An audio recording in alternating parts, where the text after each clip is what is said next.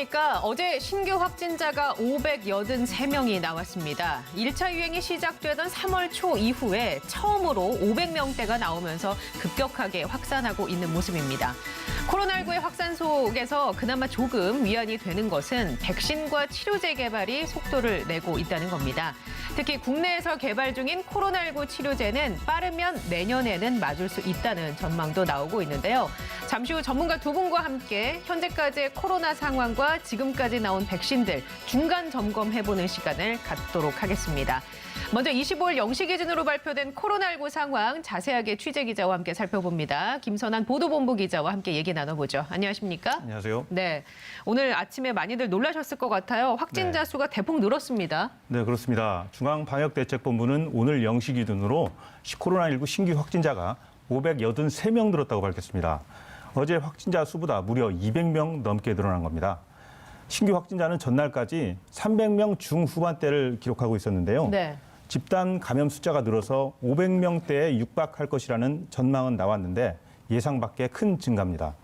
시도별로 보면 서울은 213명, 경기 183명, 경남 45명, 부산 21명, 인천 19명, 충남 16명, 전남 9명, 전북 16명, 울산, 충북, 광주, 강원 등의 순이었습니다. 방역당국과 서울시 등 각 지방자치단체가 어제 0시부터 오후 6시까지 중간 집계한 신규 확진자가 총 336명이었는데요. 예.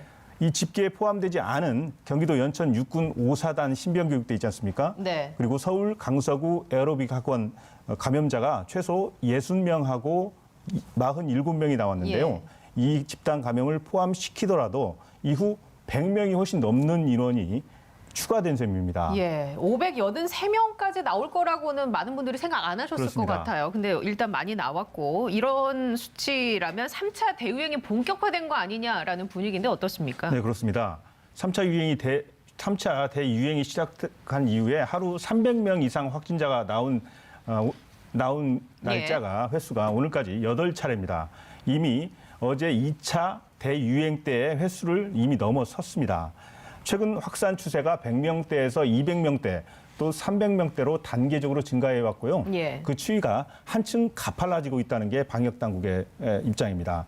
특히 감염의 고리가 학교, 학원, 교회, 요양병원, 사우나, 유흥주점, 군부대, 교도소, 에어로빅 학원, 각종 소모임 등으로 다양해지고 있습니다. 여기저기서 나오고 있군요, 말 그렇습니다. 그대로. 인천 어제 경남 진주시에서도 또 집단 발병이 확인됐지 않습니까? 예. 전국 곳곳으로 확대되고 있어서 방역당국의 대응을 더 어렵게 하고 있는 실정입니다. 인천 연수구 유흥주점, 그리고 경기 용인시 키즈카페, 광주광역시 교도소, 제주 연수, 부산 울산 장구강습 등에서도 예. 감염자가 속출하고 있는데요. 감염병 전문가들은 환자 급증이 예견됐던 결과라고 판단하고 있습니다. 바이러스가 잘 퍼지는 겨울인데다 사회적 거리두기 1단계가 서둘러서 시행되면서 사람들이 한 달 이상 주점이나 식당, 여행지 등을 다니면서 경각심이 풀어졌다는 게 그 예. 주요 원인입니다. 하지만 1차 유행이 있던 2월과 3월 그리고 2차 유행이 있던 8월과 9월에는 한정된 지역에서 한두 군데 집단 감염이 발생했는데요. 이번에는 연이어서 집단 감염이 나왔기 때문에 역학조사 추적이 가능했었습니다. 예. 지난번에는. 그런데 지금은 동시다발적인 감염으로 역학조사가 따라갈 수 없는 상황이라는 겁니다. 예, 수능도 얼마 안 남았는데 정말 걱정입니다. 유은혜 교육부 총리도 기자회견을 하는 것 같던데. 자, 어제 신규 확진자 583명 가운데 지역 발생만 놓고 봐도 553명이에요. 네, 그렇습니다. 그리고 아까 전해주셨지만 서울에서 200명 넘게, 경기는 200명이 육박하는 숫자가 나온 걸 보아 수도권이 이 3차 대유행을 주도하고 있다고 그렇습니다. 봐야 되나요? 여전합니다. 오늘로 수도권의 사회적 거리두기 단계가 시행된 지 사흘째인데요. 서울은 물론 군부대 내에서도 새롭게 대규모 예. 집단 감염이 보고되고 있습니다. 일단 어제 발표만 보더라도 서울, 경기, 인천 등 수도권이 255명이었는데요. 수도권 신규 확진자가 지난 20일부터 엿새 연속 200명대를 이어갔었습니다. 네. 그런데 오늘은 400명까지 치솟아 버렸습니다. 예. 손영래 중앙사고수습본부 전략기획반장은 전날 정례 브리핑에서 수도권을 중심으로 코로나19의 지역사회 유행이 급속도로 확산하고 있다면서 이번 3차 유행은 지난번 위기와 달리 선제적 조치를 취할 중심이 없고 일상 속의 유행으로 확산하고 있어서 거리두기를 통한 감염 차단이 최우선적인 상황이라고 말했습니다. 예. 자, 그러면 서울 신규 확진자 수를 자세하게 좀 살펴보죠. 200명이 넘었는데 어떤 케이스들이 있었습니까? 네. 어젯밤 10시까지 각 자치구하고 서울시가 이제 중간 집계한 결과를 이렇게 시간별로 발표를 하는데요. 예. 어제 밤 10시까지는 195명이 서울에서 보고됐습니다. 그런데 실제 공식 집계는 이보다 18명이 더 많았던 겁니다. 이 숫자만 해도 이미 기존의 서울의 하루 신규 확진자 최다 기록은 지난 21일 156명이었습니다. 그런데 어젯밤 10시까지 자치구별로 집계된 확진자 네. 수가 강서구가 61명으로 가장 많았고요. 송파구와 소초구, 강남구 등이 10명대, 양천구 등이 8명대를 기록했습니다. 아시는 것처럼 강서구는 화곡동 한 에어로빅 학원에서 41명의 집단 감염이 새롭게 보고됐고 47명이요? 그렇습니다. 예. 47명. 동창, 운동 모임 등에서도 확진자가 추가됐습니다. 앞서 전해드린 동대문구 한 고등학교와 마포구, 홍대 세 교회를 중심으로 한 감염 사례에서도 15명의 추가 감염자가 나왔고요. 그래서 누적 확진자가 마포구 홍대 세 교회 관련 확진자가 114명까지 늘었습니다. 네. 이 114명 가운데 동대문구 고등학교 관련이 11명, 그리고 홍대 세 교회 관련이 103명입니다. 예. 또 서초구 1번, 2번 사우나와 관련해 9명의 확진자가 또 잇따랐고요. 이후 6시간 강서구 소재 병원 관련 누적 확진자도 39명으로 확대됐습니다. 지금까지 서울 지역 감염하고 해외 유입을 포함한 누적 확진자가 총 8,113명인데요. 예. 어제 총 8,000명의 누적 확진자를 돌파한 겁니다. 그렇군요. 알겠습니다. 자, 오늘은 여기까지 듣도록 하겠습니다. 김선한 기자 수고하셨습니다. 네.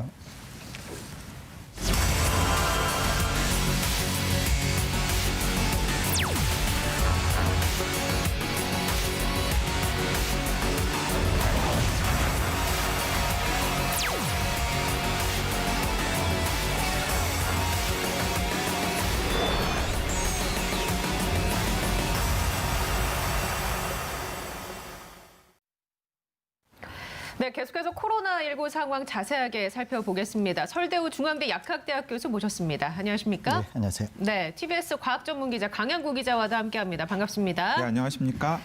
자, 오늘은 나눌 얘기를 좀 압축해서 자세하고 깊게 얘기를 나눠보겠습니다. 일단 첫 번째 테마는 현 상황에 대한 진단을 좀 해보도록 하고요. 두 번째로는 백신과 치료제 얘기를 나눠보도록 하겠습니다.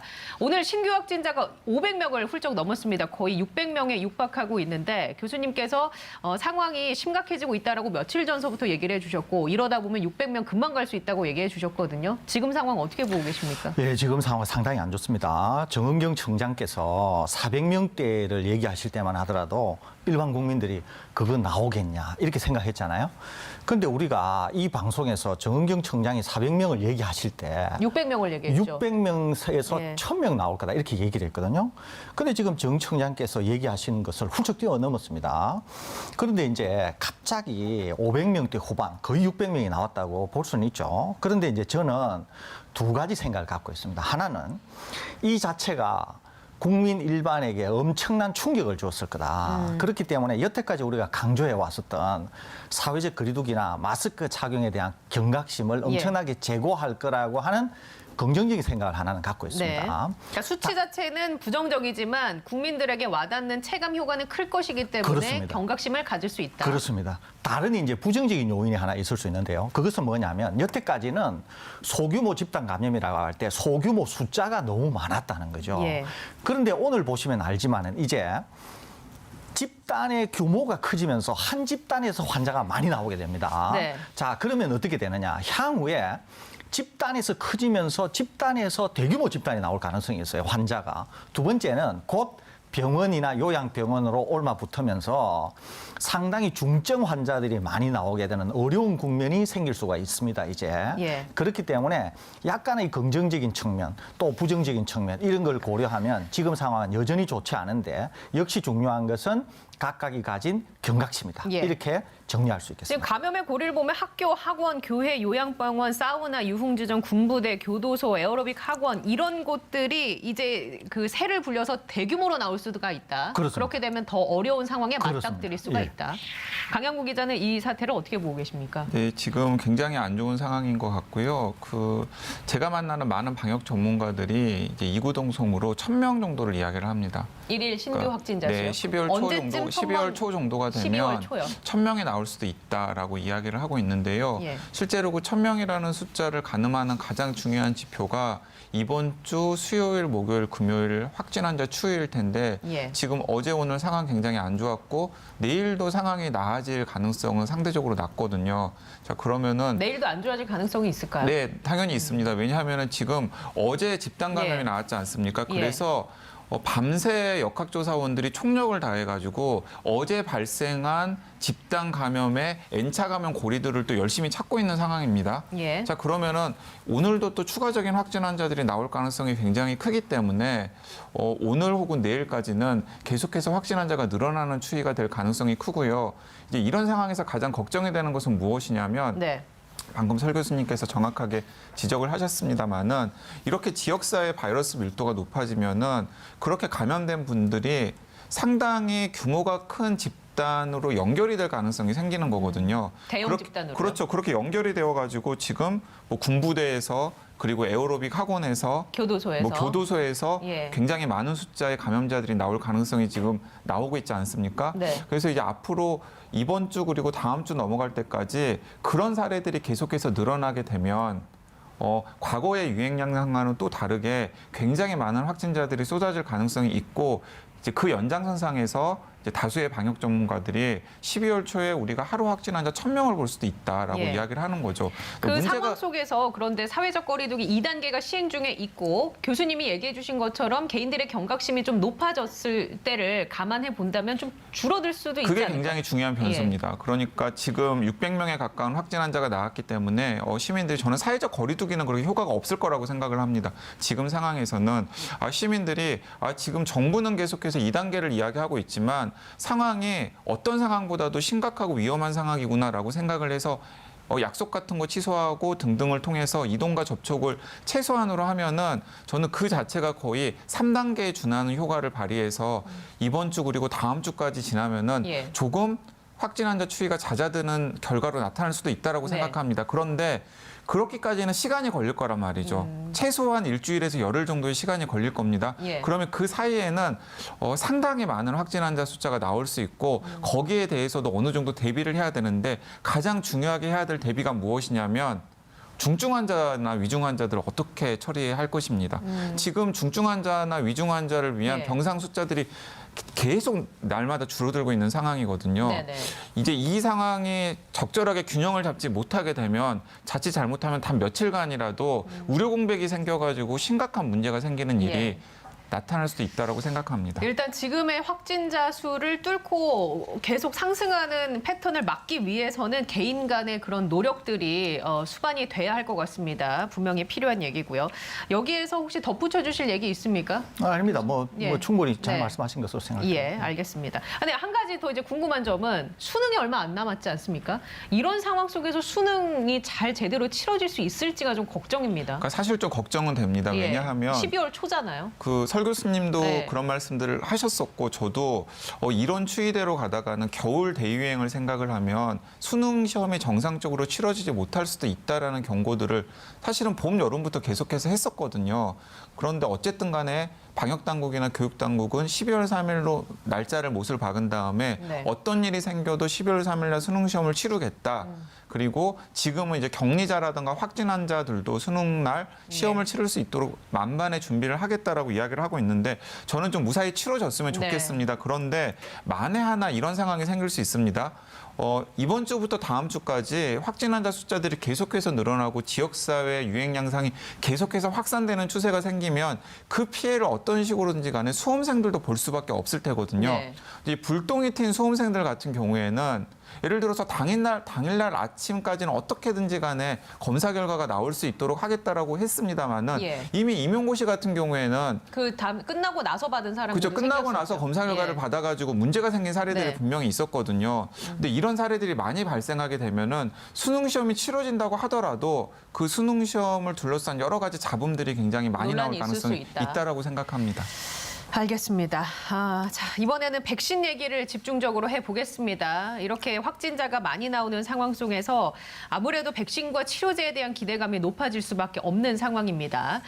효과가 90%냐 95%냐 이 수치를 계속 접하셨을 텐데 일단 저희가 뭐 한 2차례 정도 설명을 드리긴 했습니다만 이 수치의 의미부터 차근차근 정리를 해보고 넘어가도록 하죠.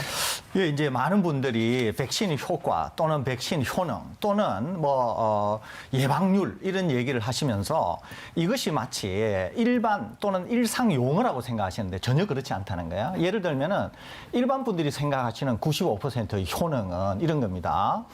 100명이 백신을 맞으면 5명만 감염이 되고 95명은 보호가 된다. 이게 95%의 효능이다. 이렇게 생각하는데 전혀 그렇지 않다는 거예요. 예. 지금 우리가 보고 있는 화이자 백신의 예방률이 어떻다. 네. 모더나의 백신 효과가 어떻다라고 하는 것은 그렇게 계산이 된 게 아니라 지금 보시다시피 그렇습니다. 백신 어떤 효과 계산식이 계산식에 나오는데 의해서 나온 겁니다. 보시는 분들이 따라 하실 필요는 없지만 이걸 설명해 주실 그렇습니다. 거예요. 예. 이게 이제 백신 효과는 퍼센트로 나오는데요. 그것은 이제 모더나만 얘기하면 모더나는 자 왼쪽 오른쪽 손이라고 얘기해 볼까요? 왼쪽 손에는 15,000명의 가짜약을 맞힌 거예요. 그러니까 예. 가짜약이니까 백신을 안 맞은 그룹이죠. 예. 15,000명이 맞았습니다. 오른쪽 손에는 백신을 맞은 사람이 15,000명이에요. 예. 계산을 위해서 1대1로 주로 하게 됩니다. 그리고 이 계산식이 적용되기 위해서는 반드시 조건이 갖춰야 된다고 하는 이 조건이 붙어 있어요. 예. 그런데 아무튼 어떻게 하느냐 하면은 일상생활을 하게 해요. 일상생활을 하게 한 다음에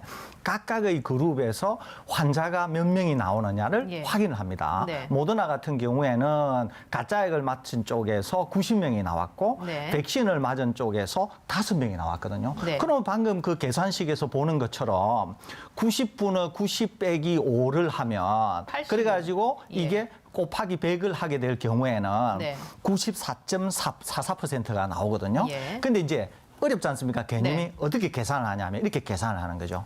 몇 명을 맞췄는데 환자가 몇 명 나오느냐 중요하지 않아요. 몇 명은 중요하지 않아요. 더 중요한 건 뭐냐면 환자 숫자만 중요한 거예요. 그러면 백신을 안 맞은 데서 90명이 나왔잖아요. 백신을 맞은 데서 5명이 나왔잖아요. 예. 그러면 90하고 5잖아요. 네. 그렇게 하는 게 아니라 90이라고 하는 키를 맞춰요. 키를. 예. 키를 맞춘 다음에 백신을 맞은 쪽에서는 안 보이는 85가 네. 무조건 백신의 효능 때문에 85만큼이 안 나왔다고 계산을 하는 거예요. 이 계산식에서 개념상 그렇다는 거예요. 예.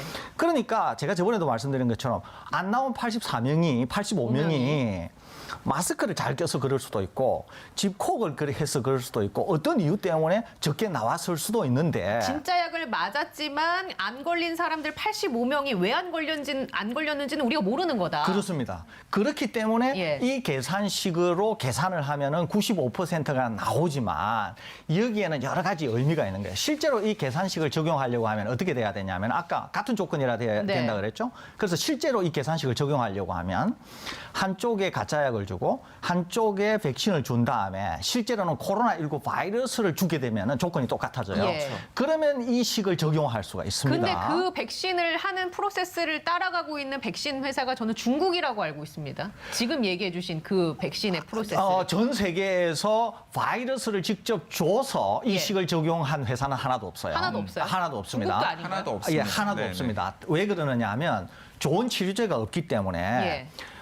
백신이든 가짜약을 맞힌 상태에서 코로나19를 줬을 때 위험에 빠지게 되면 구출을 할 수가 없고 네네. 사망에 이를 수 있기 때문에 이 방식은 못 예, 하게 되는 알겠습니다. 거예요. 이제 예. 그래서 지금 하게 되는데 그러니까 일반 분들이 생각하는 것처럼 95%의 효능이다. 그러면 100명이 백신을 맞았는데 5명만 발병이 되고 95명은 보호된다. 그런 의미가 전혀 아니라는 거.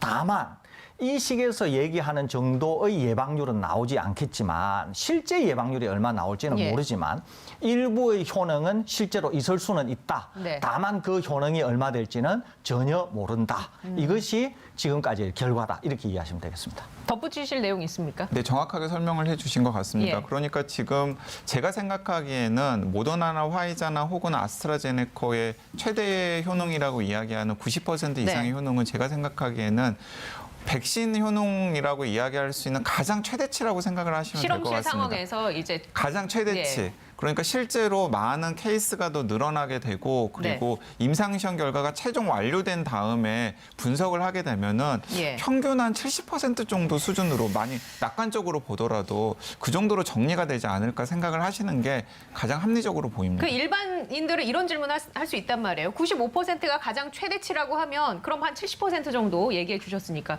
그 정도만 돼도 나쁘지 않은 거 아니야? 라고 얘기할 그러니까 수 나쁘지는 있거든요. 않습니다. 예. 나쁘지는 않은데 지금 설 교수님께서 정확하게 설명을 하고 계시는 것은 무엇이냐면은 언론에서 나오는 90% 이상의 백신 효과 혹은 백신 효능이라고 했을 때 그것의 의미가 정확히 무엇인지를 알아야 된다라는 거죠. 예. 왜 그걸 아는 게 중요하냐면은 마치 지금 백신 만병통치약 같은 그렇죠. 분위기가 있거든요. 예. 그러니까 백신만 나와서 백신만 접종을 하면은 그냥 바로 그냥 코로나가 종식될 것처럼. 네, 근데 사실은 그렇지 않다라는 걸 이제 설명을 해드리고 싶은 것입니다. 자, 그러면 일단 전 세계 이 계산식에 의해서 얘기하고 있는 언론에서 나오고 있는 90%냐 95%냐의 수치가 좀 의미를 따져봐야 한다 해서 저희가 그 의미를 따져봤습니다.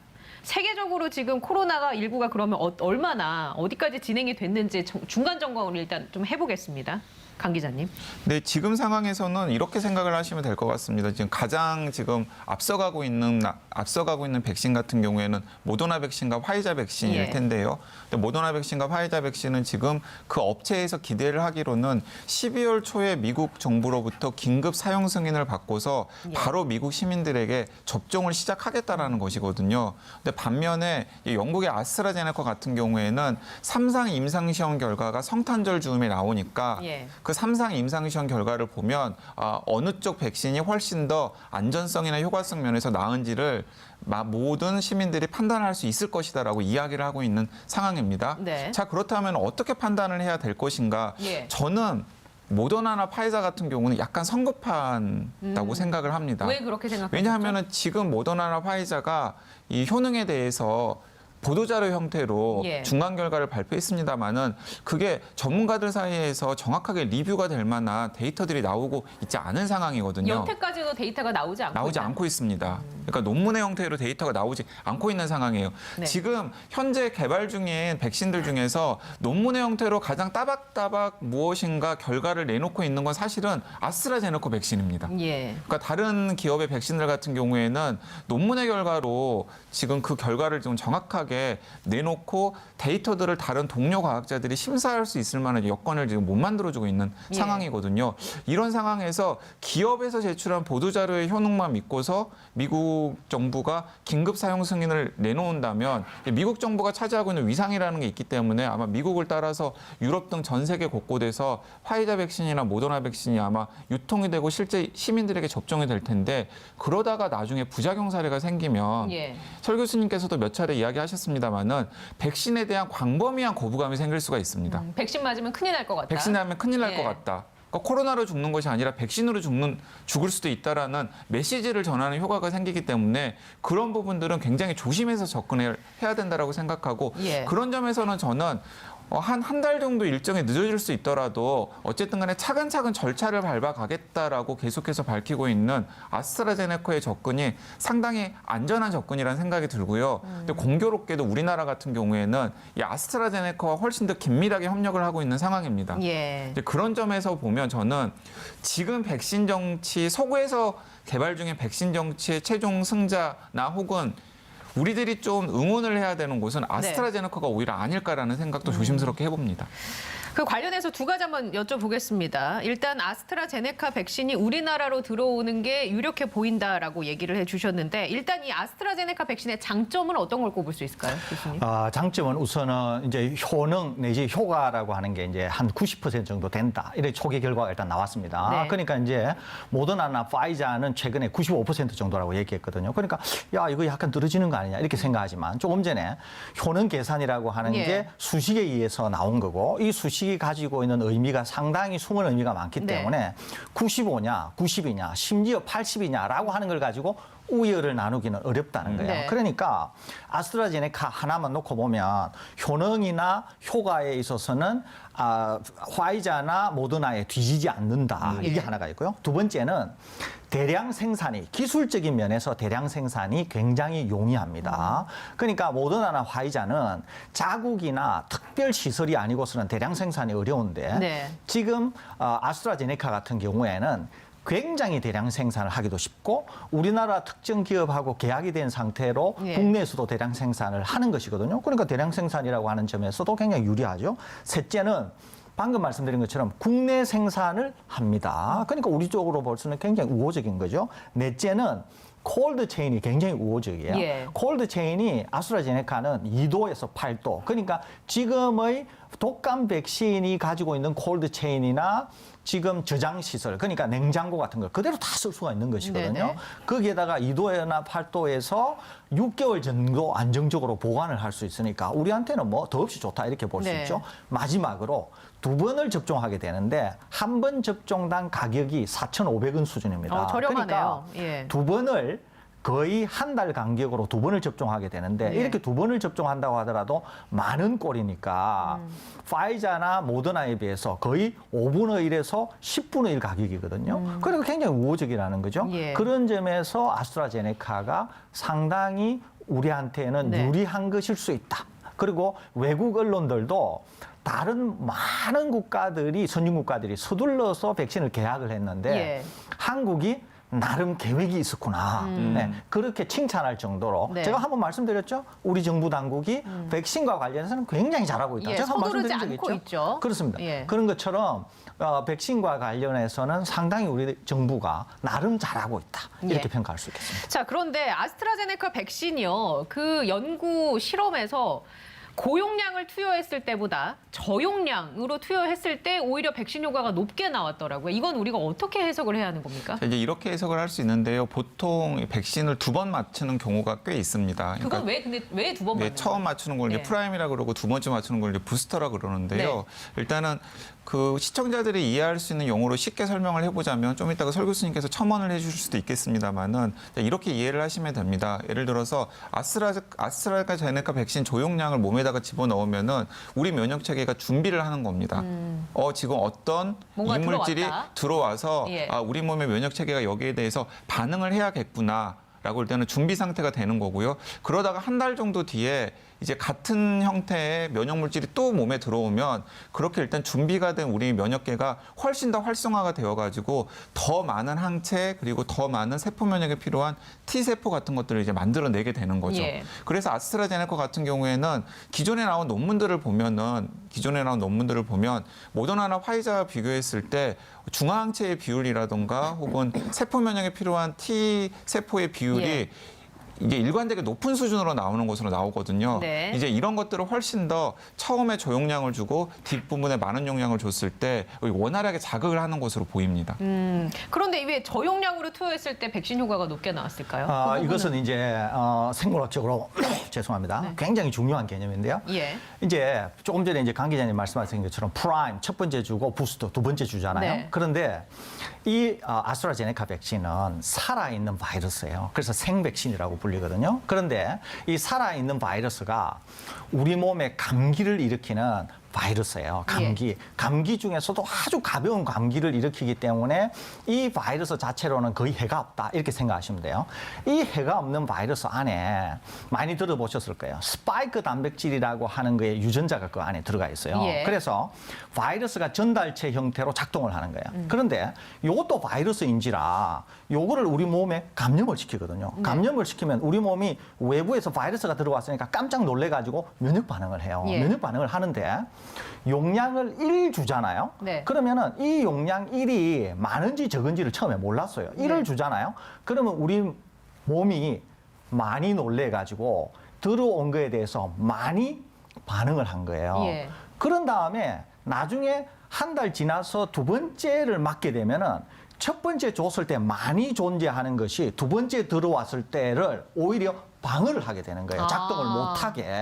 그런데 예. 실수이기는 하지만 처음에 줬을 때 반을 준 거예요. 네. 반을 줘놓으니까 처음에 반응을 하긴 하지만은 반응이 적었던 거예요. 예. 그러니까 반응이 100개 정도밖에 안 네. 생겨진 거죠. 그런데 한 달 후에 다시 부스팅 한다고 줬을 때 이 100개로는 그거를 대항하기가 충분하지 않았다는 거죠. 그러니까 부스팅이 되면서 오히려 실제로 면역 효과는 더 늘어나게 된 거예요. 예. 그러니까 그때는 몰랐는데 처음에 줄 때 많이 준 게 좋았던 게 아니고 많이 주면은 두 번째 부스팅 하는 거를 첫 번째가 오히려 억제할 수 있기 때문에 우리가 원하는 면역을 얻지를 못할 예. 가능성이 있었던 거죠. 그러니까 이게 지금 학술적으로 전혀 논의가 되고 있지 않은데 저는 이제 실제로 이런 걸 연구를 하니까 예. 이런 경우는 꽤 있거든요. 그래서 아마 아스트라제네카에서 네. 생각지도 못했던 이런 방식으로 해보니까 90%의 효능이 나타났다 그런 거거든요. 그런데 이제 아스트라제네카의 품질이 예. 기본적으로 항체도 잘 만들고 또 T세포라고 하는 어떤 사이드 형태의 그런 면역 기능도 있고 네. 더 중요한 게 있는데요. 고위험군 각각에서도 상당히 강력한 면역성을 획득하더라는 거예요. 이게. 고위험군에서도요? 그렇습니다. 그렇기 예. 때문에 그런 점을 종합한다고 하면 첫 번째 줄 때는 처음에 예정됐던 거에 반의 용량, 4주가 지나서 그러니까 한 달이 지나서 예. 줄 때는 정상 용량을 주게 되면 다양한 연령, 다양한 고위험군에게 상당히 강력한 면역 효과를 드러낼 것으로 생각이 됩니다. 예. 그 말씀을 하셨으니까 조금만 덧붙이면 이제 재미있는 내용이 있어서 덧붙이고 싶은데요. 그 아스트라제네카 같은 경우에는 그 침팬지 아데노바이러스를 활용을 했어요. 근데 이게 그냥 아데노바이러스를 활용한 것이 아니라 침팬지 아데노바이러스를 활용한 것도 상당히 네. 의미심장합니다. 방금 설 교수님께서 말씀하신 맥락에서 이제 비슷한 형태로 만든 백신 중에서 러시아 백신이 있거든요. 예. 러시아 백신은 침팬지 아데노바이러스를 백신을 사용한 것이 아니라 사람에게 감기를 일으키는 아데노바이러스 백신을 활용을 했어요. 네네. 그런데 그러니까 러시아 백신과 관련된 임상시험 결과를 보면 흥미로운 사실이 무엇이냐면 나이가 많은 분들일수록 백신이 잘 듣지를 않는 거예요. 그래요? 왜냐하면은 나이가 많은 분들은 사람 아데노바이러스 감기를 여러 번 알아본 경험이 있으시잖아요. 그래서 반응을 그렇게 안 그러니까 하는 그렇습니다. 건가요? 그 스파이크 단백질 유전자를 집어넣은 사람 아데노바이러스 백신을 집어넣었을 때 그 아데노바이러스 백신에 대해서 몸이 기억하고 있는 네. 면역 반응이 일어나서 예. 그게 몸에 원활하게 네. 적용하지 못하도록 방해하는 효과를 낳는 것입니다. 그런데 아스트라제네카 백신은 아마도 그런 점을 염두에 예. 두고서 그래서 좀 사람에게 약간은 영향력이 낯선, 덜한 예. 침팬지 아데노바이러스를 활용해서 백신을 만들었고 예. 그런데 그 침팬지 아데노바이러스 백신조차도 처음에 고용량이 몸에 들어갔을 때는 몸에 어떤 흔적이라든가 면역계 반응을 촉발할 수 있단 말이죠. 네. 근데 그 공교롭게도 저용량으로 네. 먼저 들어갔기 때문에 두 번째 들어왔을 때도 원활하게 면역 반응이 촉진된 것이 아닐까라고 생각을 해볼 수 그렇군요. 있겠습니다. 그 그게 실수가 아닌 게 돼버렸네요. 예, 그렇습니다. 이제 원래 이런 실수를 하면 안 됩니다. 예. 왜 그러냐면은 임상 시험이라고 하는 거는 이제 임상 프로토콜이라 그래서 네. 아주 정해진 방식대로 하라고 되어 있거든요. 그러니까 이제 이런 실수를 하면 안 되는데 네. 아무튼 뭐 이것이 뭐 행운이든 불운이든 상관없이 아무튼 예. 좋은 결과를 냈기 때문에 지금의 상황에서는 오히려 상당히 아스트라제네카의 백신이 상용화되는데 상당히 기여를 한 측면이 있지 않나 이렇게 그러면 생각이 됩니다. 지금 고위험군에서 면역성을 획득했다고 해주셨잖아요. 모더나나 화이자 백신은 그 데이터가 아직 공개가 되지 않고 있나요? 고위험군에서 어떻게 작용을 네, 그리고 했는지. 모더나나 화이자는 예. 그 데이터가 명확하게 공개가 안 되고 있습니다. 그게 이제 문제가 있는데요. 제가 그 설 교수님께도 그 아스트라제네카에서 나온 보도 자료를 제가 이제 네, 전달해 드리기도 예. 하고 그랬었는데 거기를 보면은 어쨌든 보도자료 형태로 나오긴 했습니다만은 상당히 구체적인 자료들이 들어가 있습니다. 예를 들어서 고위험군은 몇 과학적으로, 명이었고 고위험군에서는 어떤 효과가 나타났고 같은 데이터들이 들어가 있습니다. 그래서 논문에 비해서는 아직 부족한 형태이긴 하지만은 파이자나 모더나에서 밝힌 것에 비해서는 동료 과학자들이나 동료 전문가들이 어떤 효과가 있는지를 들여다볼 수 있는 근거를 제시를 하고 있는데 네. 모더나나 화이자는 아직 거기에 대한 데이터를 명확하게 지금 내놓고 있지 않고 예. 있는 상황이거든요. 그것도 조금 문제가 되는 예. 상황입니다. 자, 그럼 러시아나 중국 백신은 어떻습니까? 여기도 연구하고 있잖아요. 일단 러시아나 중국 백신은 우리한테 고려 대상이 안 될 것 같습니다. 예. 왜 그러냐면 백신에 있어서 제일 중요한 것은 신뢰의 문제거든요. 네. 백신에 대해서 신뢰가 확보되지 않고 의구심이 생기게 될 경우에는 접종 대상자들이 기피하게 됩니다. 동시에 각 국가들이 승인을 내면서 도입을 하는 데 있어서 어려움을 겪습니다. 왜냐하면 국민 정서가 우호적이지 않기 예. 때문에 그렇거든요. 그러니까 러시아 백신이나 중국 백신인 경우에는 교과서가 얘기하는 형태로 임상시험이 진행이 안 됐어요. 그러니까 그 자체가 정보 투명성 문제 때문에 네. 불신을 초래한 거죠. 예. 그렇기 때문에 우리가 고려하기는 어려울 것 같고요. 다만 중국이나 러시아와 밀접한 관계가 있는 제3세계 국가에서는 뭐 네. 어떤 정치적 이유 때문에 사용할 수 있을 것 같은데 우리가 고려할 수 있는 거는 파이자, 모더나, 아스트라제네카, 노바백스 4개 정도로 생각이 되고 예. 이것이 이제 우리 정부가 가지고 있는 기본 입장. 네. 그다음에 이제 우리 정부와 어떤 이제 시간의 문제, 그다음에 대용량의 문제 이런 일정에 따라서 도입한다고 하면 우리한테 제일 우호적인 거 아까 말씀드렸죠 콜드 체인 등등에서 예. 말씀드렸죠 그런 점에서 본다고 하면은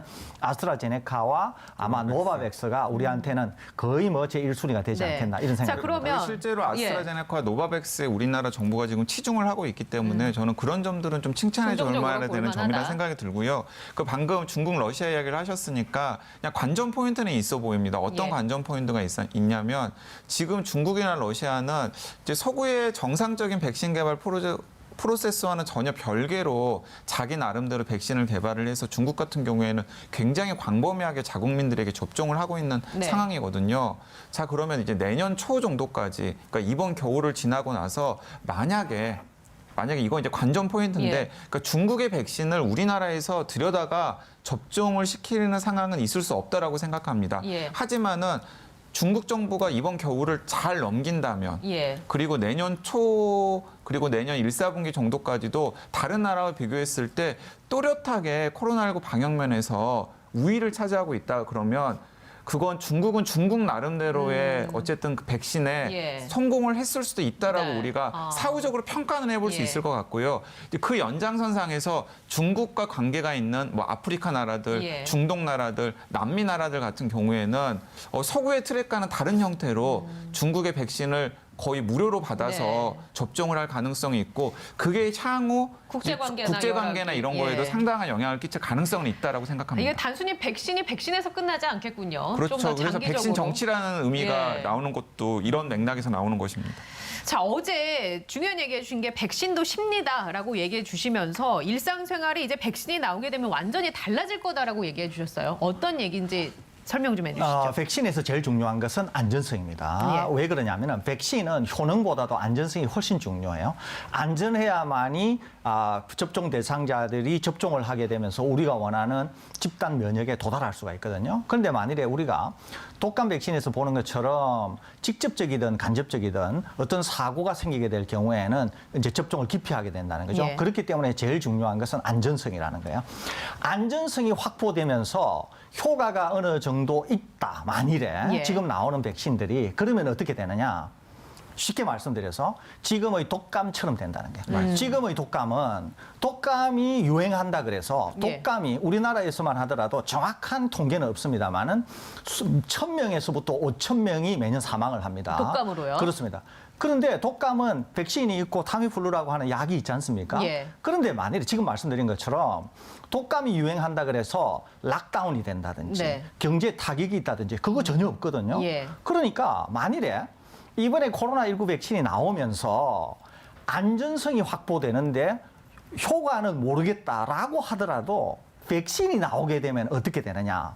일상으로 돌아갈 가능성이 상당히 높다는 거죠. 심리적으로도. 그렇습니다. 예. 왜 그러느냐 하면 자, 우리나라만 놓고 볼게요. 우리나라는 100명 중에 1.5명 정도가 사망합니다. 코로나로요? 1.5명 정도. 예. 그러니까 연령에 따라서는 다르기는 하지만 네. 전체적으로 볼 때 100명 중에 1.5명 정도가 사망해요.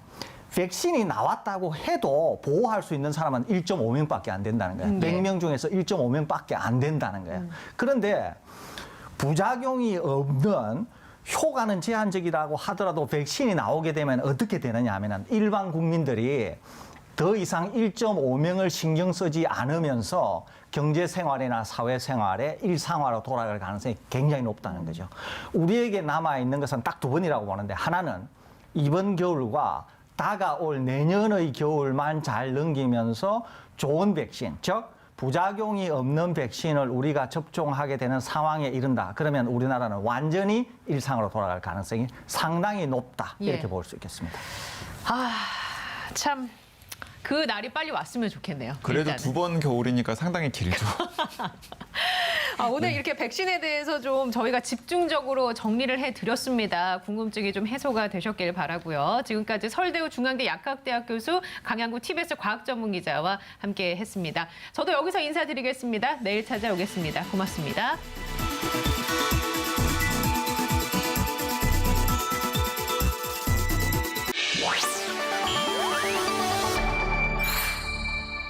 TBS